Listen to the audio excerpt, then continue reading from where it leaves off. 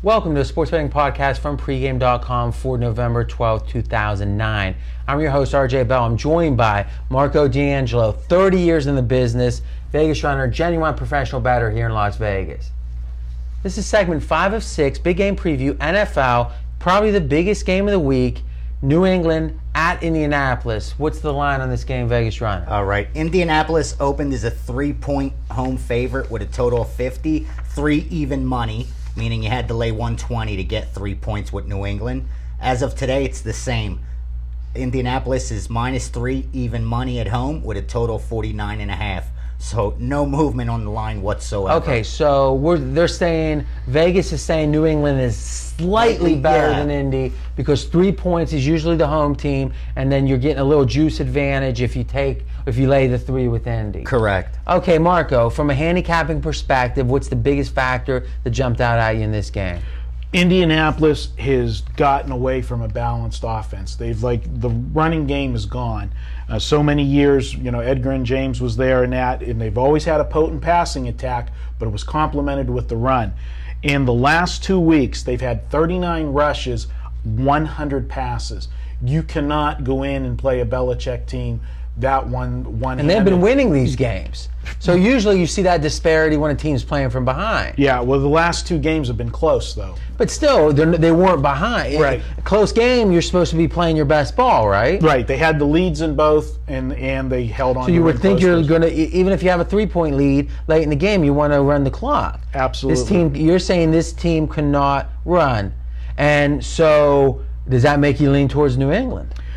To me, I like the fact that they had the 2 close scares, and I think you're getting value with Indianapolis this week because... All right, let's think about what that means. So you're saying that you think this line should be 3.5.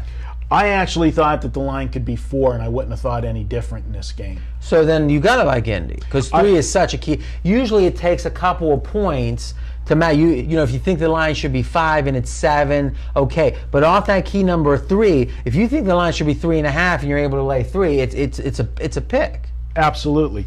The one thing that I'm going to say here with New England, and you've heard me talk about this before when I handicap games, sometimes I throw the teaser into my handicapping. If I'm John Q. Public and I'm sitting down looking at this game, Sunday night's going to get a lot of action. How many open teasers do you think are going to go into Sunday night with New England up to 10 on a 7-point teaser? That people Looks are going to like love free it. money. Yeah, they're going to look at that. That's one thing that makes me like Indianapolis in the game. I should explain that a little bit. Is you're saying that the fact that it looks like Vegas is comfortable with taking people or bettors taking New England plus 10 on the tees means they're not afraid of New England plus 10 on the tees. Right.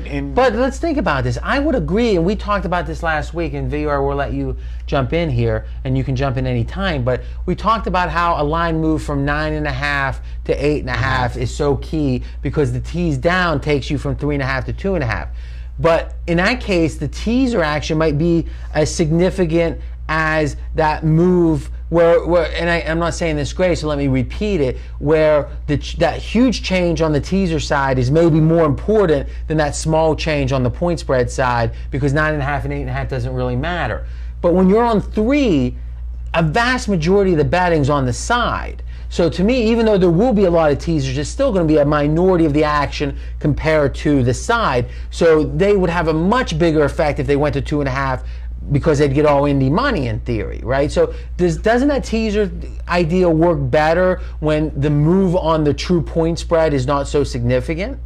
I would agree with you. It would have more of a factor because on this particular game, anytime if you're a smart bettor, you're never going to tease the favorite at 3. Because you're going through 0. You're going through a dead number. And that's the key way to say it. And that's a great takeaway lesson is they call it basic strategy teasing is you either go up through 3 and 7 or down through 7 and 3, and you can actually have more than you can have a positive expectation is what they call it by doing that kind of tease. That's the perfect kind of tease.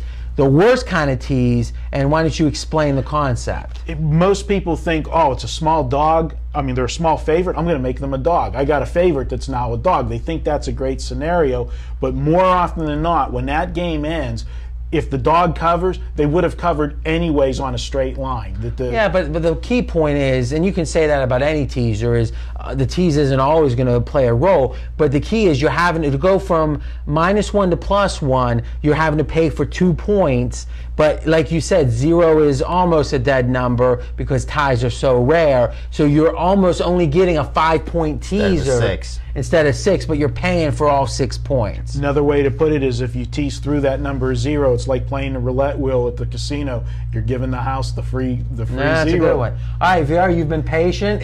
Yeah, I'll tell you straight, I'm very confused with this game. I have not taken a side or a total or could find an edge so far. And what throws me off is this number of 3. Because when I looked at what they put coming into the season, New England was a 1.5-point favorite on the road. But when you look at the series history... Yeah, remember now, New England was considered to be the best. favorite. Yeah, exactly. And Indy certainly wasn't going to be undefeated. Expected to be 8-0. Right. That's why I'm a little confused. Now they've totally switched how the perception of both these teams. And Indy, yeah, they're 8-0, but like Marco said, they've gotten a scare lately. And now with these injuries, how strong of an 8-0 team they are.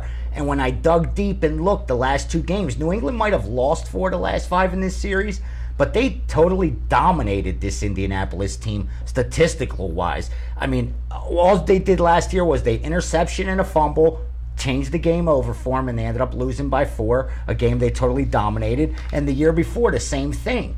They had held them to almost nothing, 47 yards rushing. So New England plays very well against Indianapolis. That's why I think this line is 3 and not above 4 like Marco was saying. Yeah, well, there's a couple things for me. One is, let's look at the system players and the trend players for a minute, because this game is very clear, I think, for trend players. New England is 37-17 on the road. So that's ATS. 37-17. All right, so that's better than 66%. So this is Belichick, the great coach, gets him ready on the road. Indy, now this is a smaller sample, has only covered 4 of 14 at home. So you gotta like that disparity with the line being 3. Also in this series, the underdog has covered 11 of 14. Close So games, you have yeah. a close game, an underdog series, an okay home team at this point, at least ATS, and a good road team. I also think that this Indy team, it's almost like what you were talking about with Dallas, is everyone loves Peyton Manning, and let's be honest, he's playing amazingly right now. Wow, amazingly well. But the fact of the matter is you look at that schedule, and I'm not sure what the impressive win is. Me neither. And what brought me back, I found, like you said, for trend players, and it's a concept that you always bring up, Indy's 2-7. 2-7, yeah, it's not a big trend against winning teams, ATS. So when they get punched in the mouth or play a team that could bully them, they haven't done well against the spread. And I mentioned it's like the Cowboys is, everyone wants to like Peyton Manning. So you mentioned in the last segment how when Dallas starts looking good, everyone gets excited because they want to like Dallas. I think people want to think Indy's good. And see them blowing offense and putting these up bad 40 teams. points. I'm just not sure if this isn't just an overrated team. Now, there is a counterpoint. I was listening to a podcast, Bill Simmons, and I'm a big fan of his, and he had Mike Lombardi from the National Football Post on and another expert, and he asked both of them, if you had to bet your life on who's going to win it, the whole Super Bowl, who would you pick? They both picked Indy. So as much as I look at that schedule, and I'm not crazy about Indy, the guys that really know say this is a real 8-0. Say it's for a real team. One thing real seconds. fast. New England's 3-game winning streak was against Tennessee, Tampa Bay, and then their best game last week against Miami. That's not exactly impressive either. I got to put more work into this game. This is a exciting tough game, one. good game. All right, good stuff. Next up is we have segment 6 of 6, Monday Night Football. I'm not even going to mention the teams though. Monday Night Football. And remember, you can watch all of our videos at pregame.tv, or if you want to download and listen, just go to iTunes and search for pregame.com.